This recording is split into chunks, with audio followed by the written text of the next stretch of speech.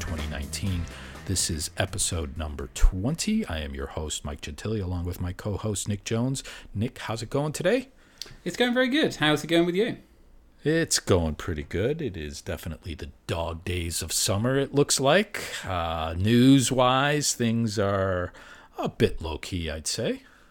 See, I think it's low key in your side of things. Things are pretty busy here. We just there's a lot of exclusives coming across the desk at the moment, Mike. Just everywhere I look, there's an exclusive. Under the desk, there's an exclusive. Behind the sofa, there's another exclusive. It's just the problem is we're recording this on a Wednesday because you're knocking off for some fanciful holiday vacation tomorrow. 4th of July, yep, that happens. So we've got a bunch that we need to post. We haven't got to yet. So there's a few stories we haven't written about yet that might touch on a bit today, but there's some of it's going to have to hold till next week, unfortunately. So we're in a bit of a holding pattern with a couple of stories. But yeah, there's a lot going on. Should we get things started? Yeah, let's jump in.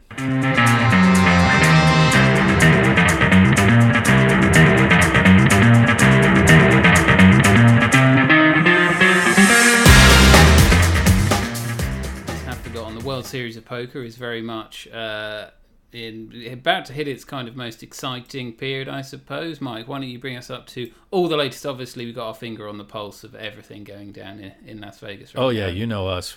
We are known for the place to get your WSOP information. Yeah, not really. But there are some pretty big items and exciting things happening. The main event is getting ready to kick off on Friday, so that is something that I'm sure everyone's going to be looking forward to. But let's rewind and take a look back at what's been happening. I was just scouring the WSOP.com website to see what is the latest news and what we're going to be talking about today on the podcast. And I dug into an interesting little fact. I'm not quite sure how much it's been talked about, but the all-time leader in caches is none other than, Nick, right? Is it Daniel Negreanu? It is not. It is not. Is it Phil Hellmuth? It is Phil Hellmuth. And I am showing WSOP.com has him at 145 total caches. Now that's broken down between WSOP, WSOP Europe, APAC circuit, international circuit, all these a bunch of things with a total earnings of $14.6 million. Wow. What I noticed is that the number 2 guy, is creeping up on him. Care to guess who that might be? Is it another Phil? It is not, but that's a good guess. I don't know. Pass. It would be none other than Chris Jesus FTP Ferguson. Oh, fan favorite. Everyone's rooting for that guy. Right, and WSOP.com is showing him currently at 142 caches. Wow. I tallied up his caches for 2019, and it looks like he's sitting on 16 currently. So he's at 142. They're showing Hellmuth at 145. He could overtake him. Because he sat out a few years, didn't he? Like, he kept his head low for 3 or 4 years. He's back in Vegas grinding like the whole series this year, is he? Yeah, it looks, with 16 caches, it looks like he has a full schedule of WSOP events on his plate. I also saw that he cashed in the $1,000 WSOP online championship event. That was number 68. He came in 7th place. Wow. And final table, just that. There you go. And that must be like one of the first times he's played online since Full Tilt went down. Could be. Well, I show that he also cashed in event number 55, which was the No Limit Hold'em Double Stack online event. He came in 113th place there. Where are we with online events? How many have we had now? Because obviously, something that we've talked about the last few weeks is obviously they're available to players in New Jersey. They remain so today, going into July, past what was a deadline date for the Department of Justice Wire Act enforcement. So, what have we had 4 of them by now? Before I jump in and tell you how many we have left, I will also note that Chris Ferguson cashed in the $500 event number 46 with the online event as well. So he's cashed in 3 online events. Yeah. Great set of events. Yeah. Looking through it now, yes, he grinding has hard. 3. Yeah. He is. So let's see, where are we at with online events? I got to imagine that we're very near the end, if not already there with that last one, the championship. I would assume that the championship is going to be the big one, the main one, the end of it. And yes, I'm not showing any more online events on the schedule according to WSOP.com. So I think that wraps up the online events for this year. So main event starting this Friday. I'm guessing people have high expectations of a big turnout. I mean, so we haven't really kept tabs on it, but what I have read, it's been high turnouts and a busy Rio. Yeah. I would say another thing that people might be keeping an eye out for is the WSOP Player of the Year race. So we have Daniel Zach currently leading the field there. Number 3 is Sean Deeb, who was last year's winner. That I'm a good showing in the main, I'm sure, could catapult him up to the lead and give him back-to-back Player of the Year awards. But also down at number 8 is the aforementioned Chris Ferguson. Yeah. Wouldn't that be something for him to come back and win Player of the Year? Yeah, I mean, it would certainly make us probably have to write an article about WSOP. So. Right. So, and go ahead. No, you go on. I was going to just say that Daniel Negreanu is sitting currently at number 13 as well. Oh, okay, he's doing all right then. So something I was just looking into before we recorded was the Party Poker Millions in Las Vegas in the area. Oh, right. The first Millions event that they've had. And when they announced it, it's a pretty big deal. They have 4 or 5 of these a year. It's, the main is, I think this one's $5 million guaranteed, $10,000 buy-in. Pretty big event. So I went just kind of looking around to see how big things were and what the buzz was. Kind of a bit hard to really. I think it wrapped up as we're recording now about 7 hours ago. I think that the champion was crowned, and then they went straight into a players' party. But there's Poker News. They did live coverage of it, but other than that, there's very little kind of social media about it. There doesn't seem to be any video of the event, like live streaming video, from what I can work out. So it's such a big event. There's been no press release certainly come our way. So no idea if I couldn't find the number of entries to the event like this. It's not up on the GPI, and this has been a 4 or 5 day event. So I'm not quite sure if it was. I don't know what they were going for. I assume the guarantee wasn't exceeded because I saw the first place prize was the $1 million that was guaranteed. So yeah, I mean that kind of has come and gone. I'm not sure if they're going to consider that a success, but there was definitely a lot of the Party Poker ambassadors and names. Rob Young is out there at the Players Party. And Sam Trickett was there. Saw Chris Moneymaker played it as well, which is interesting. But PokerStars, I found that interesting too. Yeah, and he was doing quite well from the social media that I had seen come across the desk. It looked like he had a pretty big stack. Yeah, so I could tell you the winner was Tom someone.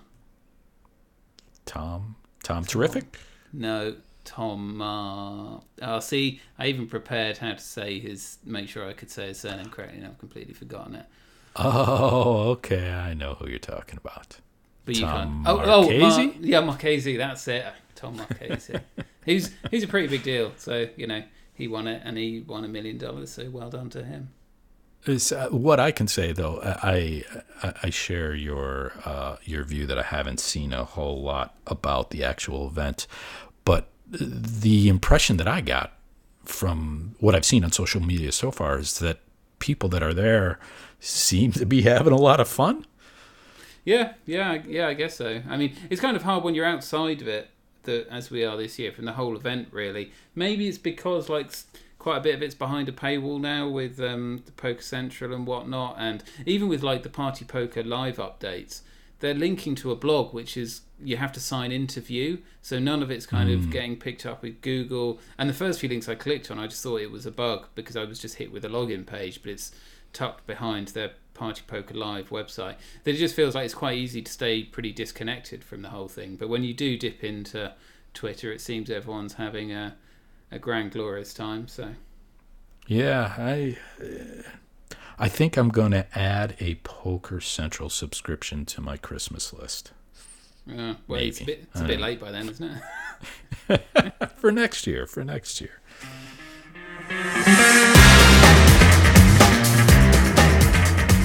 One of the big things that's happening on the international stage is I see that 888 has been licensed or approved for its license in Portugal. Is that correct, Nick? So funnily they actually received their license in Portugal to go live with casino games and poker some 6 months ago. It was I think January or February of this year that they were approved, and they launched casino games, but they didn't launch poker games. Oh, right.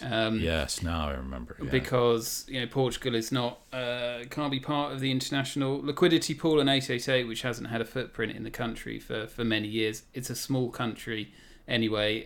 Decided to hold back launching until they were authorised to launch a shared liquidity network and connect it to their existing Spanish site that they have, and that was the approval that came late last week.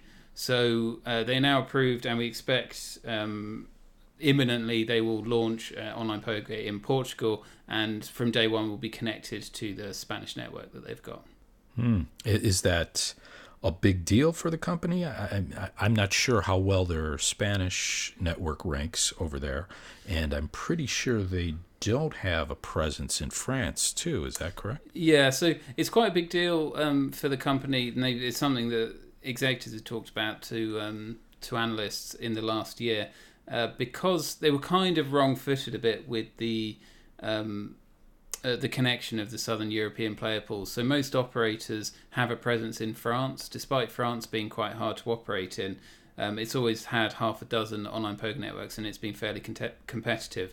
And it is popular, amongst French players, extremely popular. So they're high-traffic sites. They're just hard to run profitably, but PokerStars and Winamax have always competed very heavily in France against each other, and even Party Poker and iPoker Skins have always maintained a presence in France. So when shared liquidity came along, they could all connected with their Spanish player pools, and then PokerStars also, who launched in Portugal like 3-4 years ago or something, could connect with Portugal. 888 kind of went in the other direction, and when European shared liquidity was happening, they decided to launch in Italy, and they launched with a big splash with promotion stuff, but Italy was segregated and completely separate, and they expected that to join this pact and allow them to connect it with their Spanish player pool, and that hasn't happened. And so today they have a Spanish player pool separate. It's quite small. They struggle to compete, and they particularly struggle to compete in Spain now because they're competing against Party Poker that also has a French-Spanish network, and they're obviously competing against Winamax and PokerStars. Their Southern European networks are some of the largest in the world. So this finally gives them something to build on. It gives them a two-country network. It gives them, for Portuguese consumers, this is only their second licensed online poker room in like half a decade. So it's great news for players to have a second option. It's good news for 888 that they can finally trying to start building something and kind of competing in these markets. Yeah, it'll be interesting to see how that develops for them. Like you said, that is only the second regulated online poker room available in Portugal. So I wonder how they're going to be able to compete with PokerStars there. From the players' standpoint, we're certainly hoping that they do offer a good alternative, and that shared liquidity will certainly help. I wonder if the company has plans to eventually move into France. Yeah, they have hinted at it in the past that they're considering their options there. It obviously makes it much more attractive when to launch this in a new country when that it can immediately connect with a network that you already have. It doesn't make it any more profitable to operate in that market, but honestly, the way poker is going now is seen so much more as kind of a consumer acquisition channel than anything else, that they might be able to justify it even if they can't really see, the profitability of the move. So another interesting aspect with Portugal is that when PokerStars launched in Portugal, when they connected their Portuguese player pool to the Spanish-French one, they did not connect their ring games, their regular cash games. They are currently completely separate. They connected up their Zoom player pools, and they connected up all tournaments and sit and goes. And the reason why they did that is the Portuguese regulation mandates that the maximum rake you can collect is 5%, which is quite low, and most operators are 5 to 7% depending on the stakes. So PokerStars dropped the rake in this network on their Zoom games to 5% and connected those networks up, but they kept the cash games separate. 888 presumably will not go this route because they can't afford the liquidity. They can't really have Portuguese only tables, so we're assuming that they will drop their rake to 5% in Spain and in Portugal in the cash games and connect them all up. Theoretically, couldn't they keep the rake lower in Portugal and not in Spain? I guess it all depends on who technically the regulator sees as paying the rake. Is it the winner? Is it each individual player that contributes? The idea of being able to charge different rake on the same table is not something anyone's ever done before, and I'm not quite sure how it works in principle. Now, as I understand it, normally operators pay, and we're getting really down into the long grass here, but operators pay on a contributive format. So much like how rewards programs work, that's how they declare what revenue they took from a company is what a player contributed to the pot rather than the winner of the pot. Now, the funny thing is you go back a few years and PokerStars put out this PR saying that they'd come up with a way that they could charge different rakes on the same table, and never really explored how. And ultimately, to the best of my knowledge, have never executed on that plan. I personally don't know what that would look like and how it would work. And ultimately, PokerStars didn't go that route in Portugal. And it's the same when they connected Spain and France. They always had higher rake in France than Spain because it's much higher tax there. And then when they connected the two player pools, they kind of met in the middle, and the rake in Spain went up a bit, the rake in France came down a bit, and they basically took the midpoint of the two rake tables. Yeah, so I was just trying to process it through my head right now, and I'm pretty sure they display how much the main pot is versus how much is being taken in rake prior to the winner being determined. So that might be a no-go situation from that perspective. See, the other thing is in France, for example, you pay 2% of all pot sizes regardless of what rake you collect. So like the way that you pay tax there is just completely different. So anyway, so that's kind of one advantage 888 might have over PokerStars is, presumably they will connect the entire player pool. I doubt it's going to make a huge impact. But as a poker player in Portugal, having one other option, you're probably going to try it out. You've been on PokerStars right. X amount of time. 888 does offer different games. They've got Blast and Snap and that kind of thing. Actually, with that said, a little side note is, so from what we can see, it hasn't launched yet, but they have their website is live. We've downloaded the client. We can see it looks like they're going to be offering their Blast game, which is their lottery sit and go game. Now, PokerStars doesn't offer spin and goes in Portugal. We thought that wasn't possible under the regulations, so we're not quite sure what 888 is doing there. Also, their rake is higher than 5% when we look at the rake tables on their Portuguese website, which we're pretty confident they can't do, so we're not quite sure what 888 is planning there. It seems a bit bizarre. They have this Portuguese translated website with all this information on, so we shall see. We would expect it.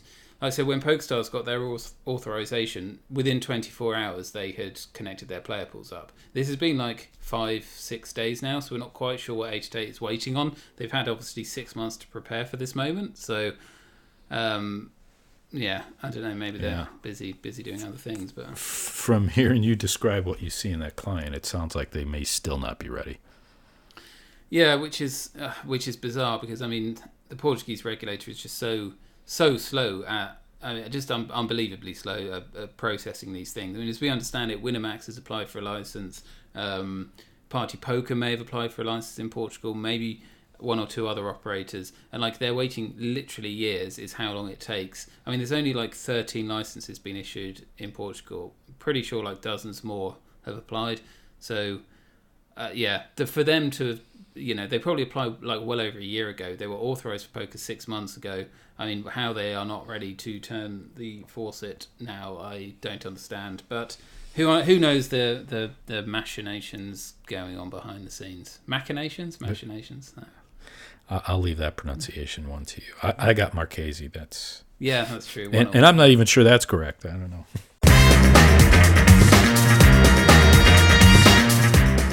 Mike, how do you fancy a double whammy of European regulatory iGaming news? Nothing gets the juices flowing like European regulatory news. I knew it. Switzerland, which I think we might have talked about last week. Can you remember? It's definitely been. I can't. So, to very briefly recap, new gambling regulation in Switzerland. Switzerland is a country of like 8-9 million people who are quite rich. Have a lot of chocolate, right? A lot of chocolate, a lot of mountains, and quite a lot of money, as I understand it. And so, while it is, relatively small market, I definitely think it does interest some online gambling companies. Fortunately, their new regulatory regime is pretty restrictive. Much like under the US system, only licensed casinos in the country can bring their games online. There are 21 licensed casinos in Switzerland, which is quite a lot for, I guess, quite a small country. And only those 21 casinos can apply for an online gaming license to bring their games online. However, third parties can partner with these casinos. And PokerStars has always said that they want to partner with one of these casinos to offer online poker and potentially online casino games in Switzerland. Now, are you with me so far, Mike? So far, we have Switzerland and PokerStars. Yes. And land-based casinos are the anchors, and the online partners Good, you didn't fall asleep. The iGaming. That's fantastic. So a couple of weeks back, 4 casinos received approval to launch online casino games. However, their platforms had to go through testing. There was another key date, which was July the 1st, and this was when this new Money Gaming Act came into force. And what that meant was, so it also included DNS blocking to prohibit access to unlicensed sites or offshore licensed sites. So that's done at the ISP level? Yeah, so the regulator and Camelot, which I think is like the lottery regulator, can publish a blacklist or are mandated to publish a blacklist. The ISPs are then required to implement at the DNS level so consumers can't access it. And this was, as I understand it, quite a big deal in Switzerland. It's the first time any such blocking has been kind of enshrined in law. That is odd. Yeah, and they had a referendum on it. They have referendums on lots of things in Switzerland, and I think it's 74% of people voted this through. So it is what people wanted, and that came into force. Now that came into force on July 1st, a couple of days ago. Neither have published a blacklist yet. They plan to over the coming months. I understand it. But what we did see on July 1st was operators who were still in the market withdraw, and that included PokerStars. So PokerStars, who still have said that they are working with a local partner to launch. I'm guessing they hoped they would be ready ahead of time. But on July 1st, they withdrew their real money poker games. So as it currently stands, there is a complete blackout on online casino games and online poker in the country. Wow. Do we have any indication of when they'll be able to launch?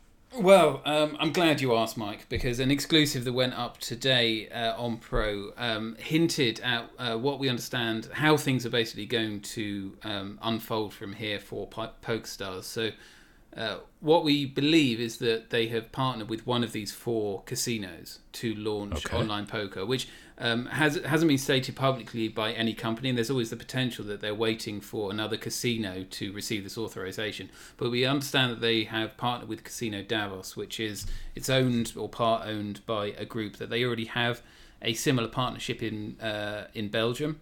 They have partnered with. They have a similar licensing system, and they've partnered with them through one of their casinos to offer PokerStars.be in Belgium. And they've done the same in Switzerland, and they will offer poker through Casino Davos. Casino Davos is going to run its own casino site, 777.ch, and PokerStars is going to be kind of like the poker side of this casino site. So it might mean that PokerStars can't offer their casino product; they'll only be able to offer poker. That seems to be how this partnership is going to work. But it does mean that they are at the front of the pack to launch.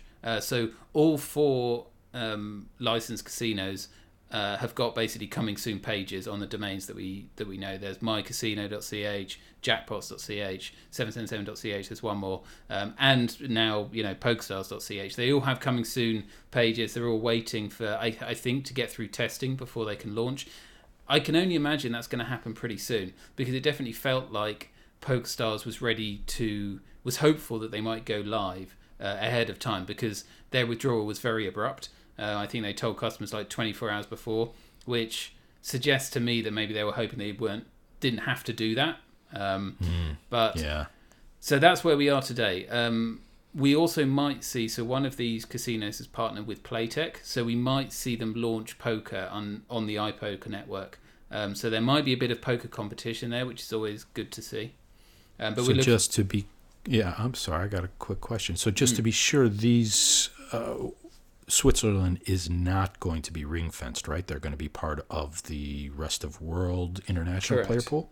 Yeah, okay. Correct. Yeah, PokerStars is definitely going to be connected internationally. We think beyond this account migration change, there's a chance that like it'll mean the end of like Stars rewards, and it's going to be run through the 777 system. We're not quite sure on that, but from a poker experience perspective, I think it's going to be pretty much the same. So it looks like Spin and Go is going to be there, KO Poker.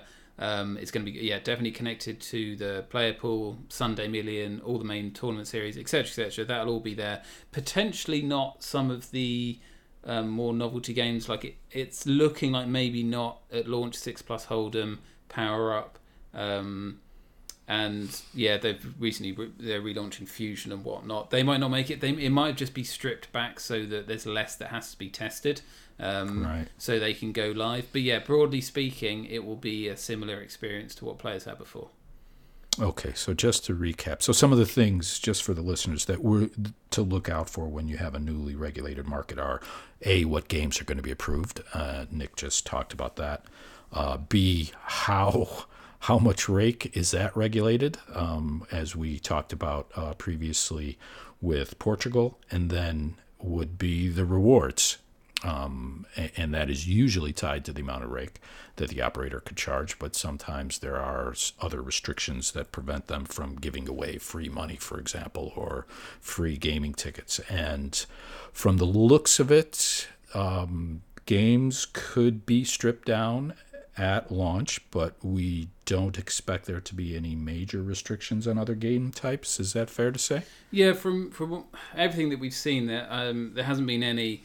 Some regulations they're really heavy-handed on dictating, defining what the poker games are and how they can be dealt. Right. From everything that I've seen, and I haven't delved into the deepest, darkest parts of Swiss gaming law, but from what I've read and what I understand so far, it hasn't really gone to that level. So I'd expect that PokerStars has given some leeway to spread the games that they want, and that's obviously hopefully what they aiming to achieve. And as far as rake goes, we don't anticipate any regulatory restrictions that could impact the way that players interact with the client or what games are available? No, I don't think so. I'm now just trying to remember off the top of my head what the gaming revenue is in Switzerland. I don't actually know, but I can't think I don't remember it being like so high as being super restrictive. The tax rate? Yeah, okay. The tax rate. I mean, because I know the big restrictive thing was obviously this partnering with a casino, and whatever this, money will be changing hands for PokerStars to be partnering with this casino, and that's a big cost there. So maybe some of that cost will be obviously passed on to the consumer in terms of less rewards and whatnot. But the gaming revenue itself, the tax rate, I'm not quite sure how high that is. But well, it's notable that it doesn't jump out at you as being something you remember as being really, really high. So we'll assume that it's in line. Yeah, I'm going to say it's 20 or 25%, which is fine. But yeah, and so hopefully we'll see PokerStars and an iPoker skin. That's like the best case scenario. I can't see 888, Party Poker, or anyone else entering this market due to these restrictions. So it might just be a two company market. But yeah, that's what we got. Okay, well, we'll check for more information once things go live, and I'm sure we'll be able to provide you an update soon. On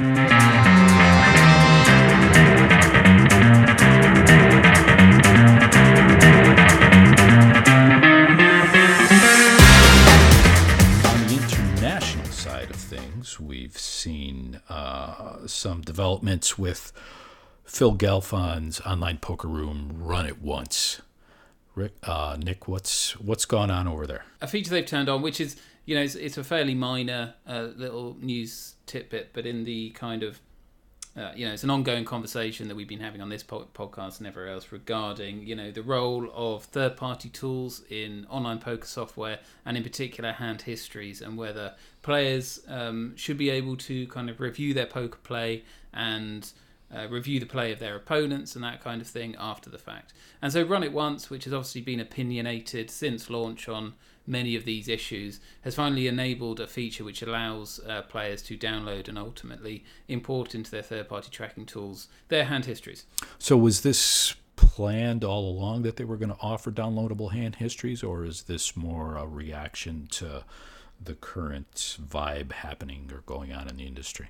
Definitely the first. They've always said that it's something they wanted to do. So the only possibility is that, given, as you say, the ongoing kind of conversation, they bump this up the priority list to get out, to be involved in that conversation. But broadly speaking, I think they've always said it's something that's important to them. The reality is with their games, they are anonymous games, so you can't review play of your opponents and get reads on them, across your history playing them, because their names are randomized at the table and in the hand history. So it's really only to review your play and be able to track your winnings, your profit and loss, that kind of thing. But obviously, relevant in the sense of Party Poker, a couple of weeks back, turned this feature off entirely and said that players, basically shouldn't be able to do that, and it's unnecessary. You can just do that in the software itself. And then MPN turned it back on themselves, having turned it off 6 months ago, and said, literally, I quote, "We were wrong, and players should be able to review their play, and it's important for transparency." So, so interestingly, MPN turned it back on and said, you need to contact customer support to get your hands, but we'll make this automated in the future in our new client, Prima. And similarly, Run It Once, they've turned it on, and all new hands you play now are automatically saved to the hard drive 24 hours after the fact. But you have to email customer support to get your full history. But again, they are working towards making that a fully automated process. Okay, and just to be clear, even though they provide downloadable hand histories, you still cannot use a HUD on Run It Once. Is that correct? Yeah, 100%. They are almost entirely ban all kind of tools that interface with their client. Actually, interesting aside is that they have a whitelist of tools that you are allowed to use whilst playing, and there is one tool on it right now. They announced a week or two ago that, again, they worked with the developer to make sure that it kind of ticked all the boxes and didn't do anything nefarious. The tool is basically like a table organizer type thing, but they are their one and only one kind of authorized third-party tool. Otherwise, everything else is prohibited. And yeah, with the hand histories, they are only saved 24 hours after the fact to prevent any kind of potential to use them in-game. And yeah, it's just purely for after-the-fact kind of review. So that whitelisted tool, that enables or helps players that are multi-tabling, I assume. Yeah, that's correct. Yeah. And something actually Run It Once lacks, which is fairly common in most clients, is built-in kind of tiling and stuff. Yeah, tiling and stacking, which they don't have. So that's their one tool.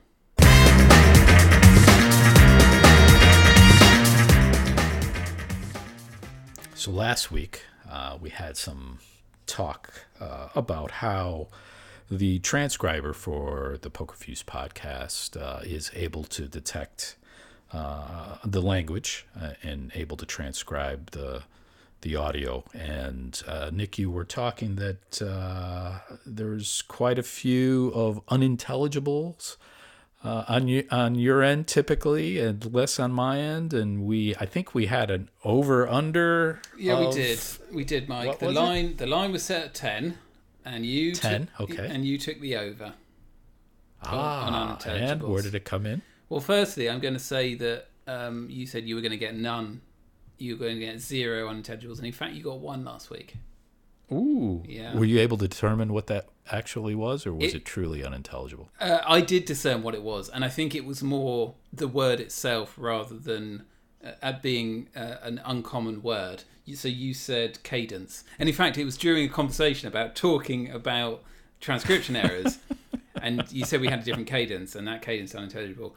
So anyway, the line was set at 10, and I got 20. 20. I got 3 in literally one sentence talking about the unintelligibles thing. I got 3 unintelligibles. I'm not sure if that's a transcriber just messing with me there or not. But yeah, I wouldn't be surprised. they listened to it, they heard it, and they said, all right, we'll show you. All right, so now this is going to be a shorter podcast, and I very much had in mind this topic. I'm going to set a new line for this week. I'm going to set that line at 6. Now, keep in mind, it was 20 last week. So Right. For you, and then... For me. 0 for you. You're 0 again. All right. Well, 0 is not really a line. Okay, I'm going to set it 1 for you, and then you can actually go over or under on that. All right, so I will take the over on you. Okay. And no, you can't set it at 1. You could set it at a half. I'm going to set it at 1. Can I push? I'm going to go for 1 again. Okay, you're going to say you literally had 1. Okay. Yeah. All right, I'll set the line at a half, and you can take the over. Yeah, I'm not sure that I want the over. I'm waffling. Sorry. I'm going to definitely take the over on you. Yes. And for me, I'll go with the under. I'll go with 0. Yeah. Okay. All right. There we have it. All right. We will see how those turn out, and I'm not sure that this is going to be interesting enough to listeners. Will become a regular feature, but who knows? Give us your feedback. Twitter is preferable. Email is also acceptable. I'm at SpookyBugs. Nick is at PokerProJones. I mean, if you can get in touch with us in any other way, you're more than welcome. I mean, we don't want to discuss. If someone wants to send you a carrier pigeon with a note of thanks, that's my cell phone number is yeah. All right, not going to put that out there, but it's probably not all that hard to find, to be quite honest. Anyway, that's a wrap for this week. Thanks everyone for tuning in, and we will see you next time.